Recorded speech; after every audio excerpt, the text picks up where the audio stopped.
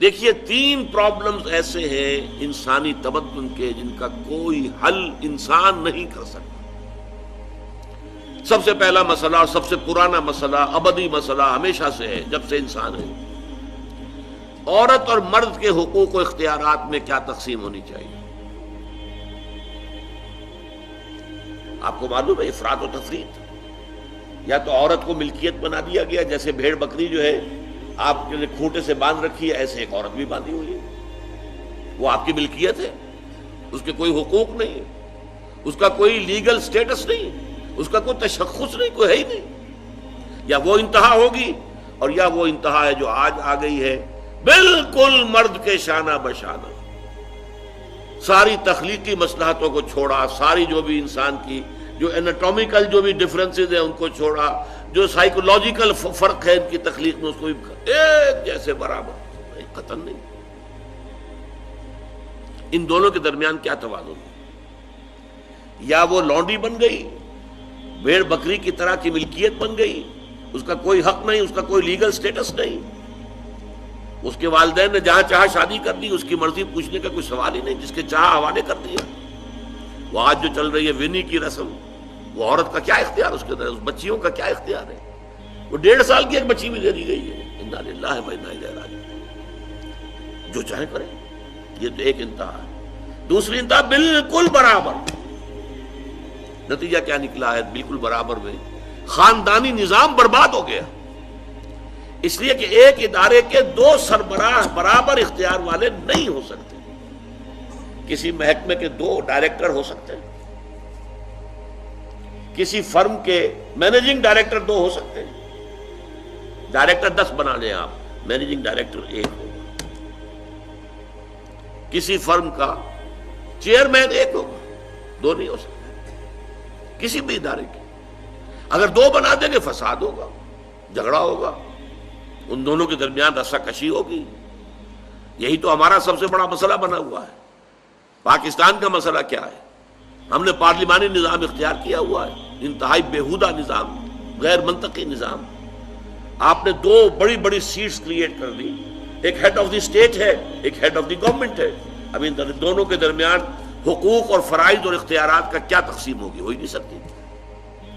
یا سارا کچھ صدر کے پاس جائے گا اور وزیر اعظم جو ہے وہ جونیجو کی مانند وزیر اعظم بن جائے گا، یا سارا کچھ وزیر اعظم کے ہاتھ میں ہوگا اور صدر جو ہے چودھری فضل الہی بن جائے گا، کہ جس کو وہاں ان کی دیواروں پر لکھا گیا تھا رہا کرو انہیں، چودھری فضل الہی کو رہا کرو، یہی ہوگا۔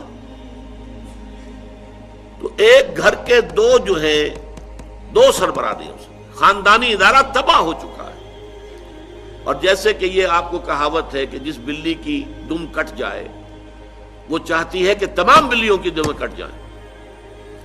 یورپ میں، امریکہ میں برباد ہو گیا خاندانی ادارہ، آج وہ تلے ہوئے ہیں کہ مشرق میں اور خاص طور پر مسلمان ممالک میں ابھی اگر کچھ انٹیکٹ ہے یہ خاندانی ادارہ، کچھ خاندانی اقدار ہیں جو برقرار ہیں، کچھ والدین کی عزت اور عظمت اور کچھ ان کا احترام اور ادب اور خدمت کا مادہ ہے جو برقرار ہے۔ چاہتے ہیں کہ ختم ہو جائے، تباہ و برباد ہو جائے۔ والدین بوڑھے ہو گئے تو پھینکو ان کو اولڈ ایج ہاؤسز کے اندر، اولڈ ہاؤسز میں، گھر میں کائے کو رکھنا ہے؟ نوجوان جوڑا ہے، اس کے خامخواہ ان کی خواہشات اور ان کے معمولات میں بیچ میں آڑے آنا۔ بوڑھی ماں جو ہے بولے بغیر رہے گی نہیں، دنگا فساد ہوگا تو رکھو اس کو وہاں پر اولڈ ہاؤس کے اندر، اللہ اللہ خیر سمجھ۔ یہ ہے اصل میں مسئلہ۔ اب عورت اور مرد کے درمیان کیا توازن ہو، انسان نہیں سوچ سکتا۔ دیکھیے انسان یا مرد ہوگا یا عورت ہوگی۔ مرد سوچے گا تو وہ اپنے اعتبار سے سوچے گا، عورت کی نفسیات کیا ہے، عورت کے احساسات کیا ہیں، اس کو کیا پتا ہے۔ عورت سوچے گی تو اپنے اعتبار سے سوچے گی، مرد کے احساسات کیا ہوتے ہیں، مرد کی نفسیات کیا ہوتی ہے، اسے کیا پتا ہے۔ لہذا یا ادھر کا ہوگا یا ادھر کا معاملہ ہوگا۔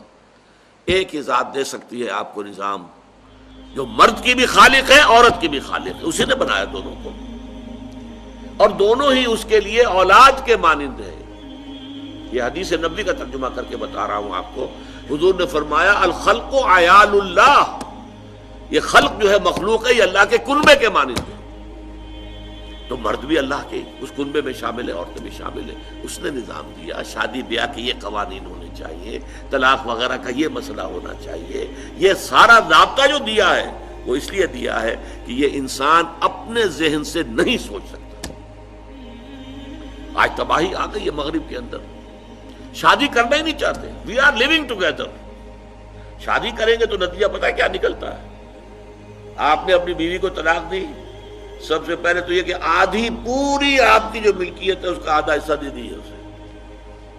نمبر 2، گھر اگر آپ کا اپنا ہے تو اس میں بیوی رہے گی، آپ نکل جائیے یہاں سے.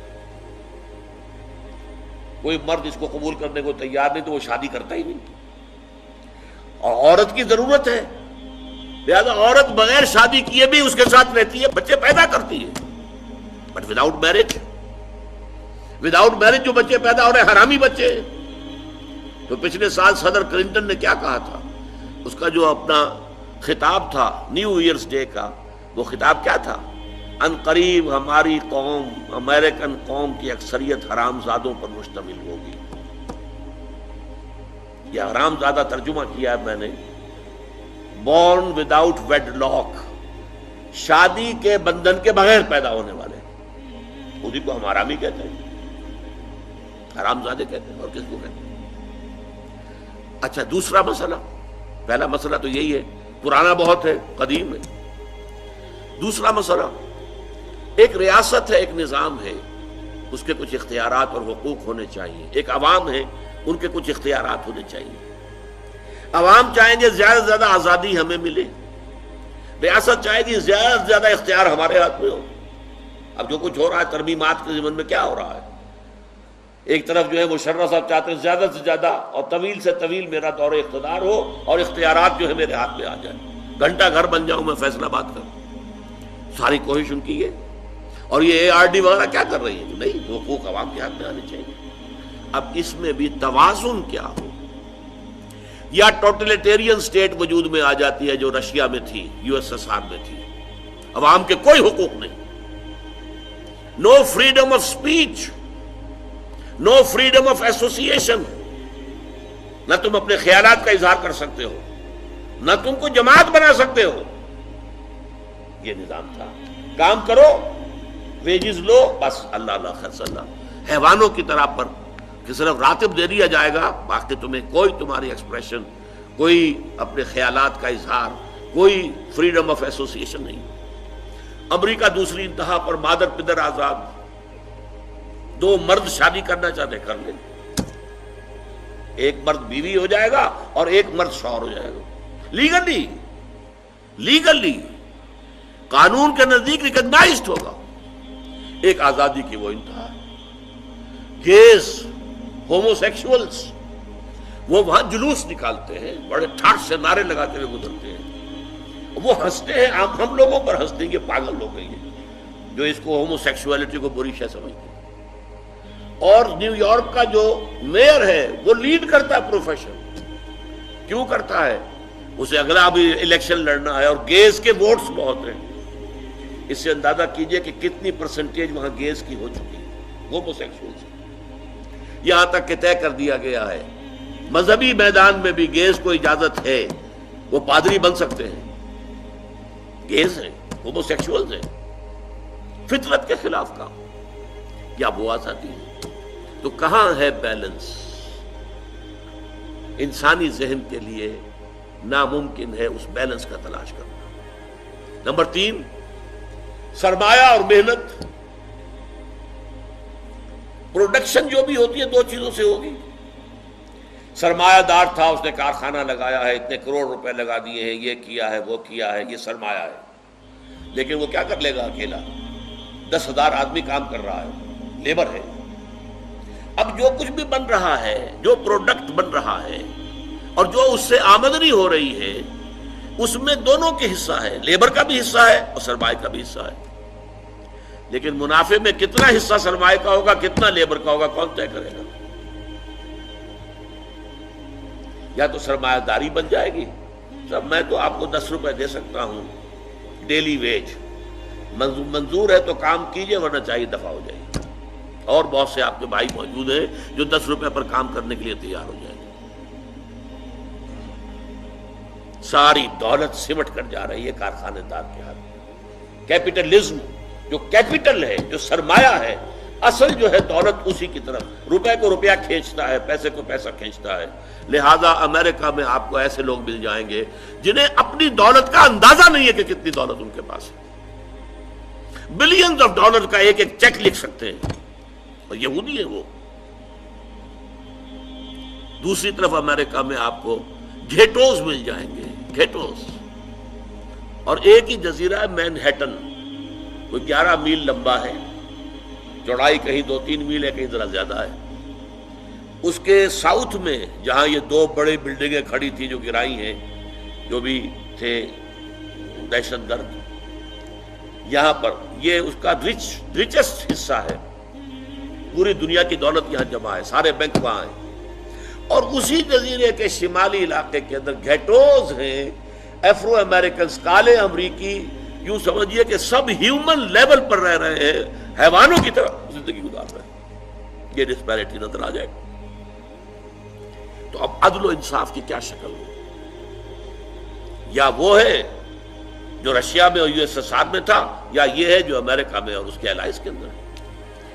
یہ ہے وہ مسئلہ جہاں انسان ہاتھ جوڑ کر، گھٹنے ٹیک کر اللہ سے دعا کرنے پر مجبور ہے، اے اللہ تو نے مجھے فطرت سلیمہ بخشی، اے اللہ تو نے مجھے عقل سلیم سے نوازا، اے اللہ میں نے تجھے پہچان لیا کہ کل شکر اور کل ثنا کا مستحق تو ہی ہے، اے اللہ میں نے تجھے پہچان لیا کہ تو تمام جہانوں کا پروردگار اور مالک ہے، اے اللہ میں نے تجھے پہچان لیا جزا و سزا کے دن کا مالک و مختار مطلق تو ہے، اے اللہ میں نے طے کر لیا ہے تیری ہی بندگی کرتا ہوں اور کروں گا، اور تو ہی سے مدد چاہتا رہوں گا، لیکن اے اللہ میں مجبور ہوں، میری عقل جو ہے میرا ساتھ نہیں دیتی، کروں کیا، چلوں کس راستے پر، کون سے راستے پر؟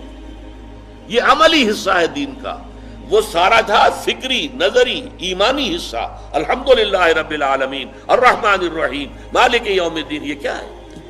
یہ ایمانی، فکری، نظریاتی حصہ ہے۔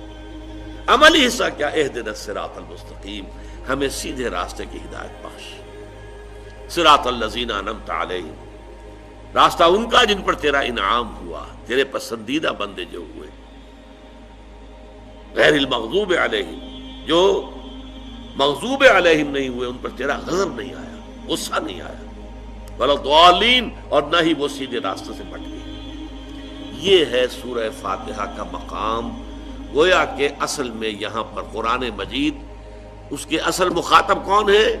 وہ سلیم الفطرت لوگ، وہ سلیم العقل لوگ، جنہیں قرآن کہیں کہتا ہے الذین یعقلون، کہیں کہتا ہے الذین یفقہون، کہیں کہتا ہے اولو الالباب، ہوش مند لوگ۔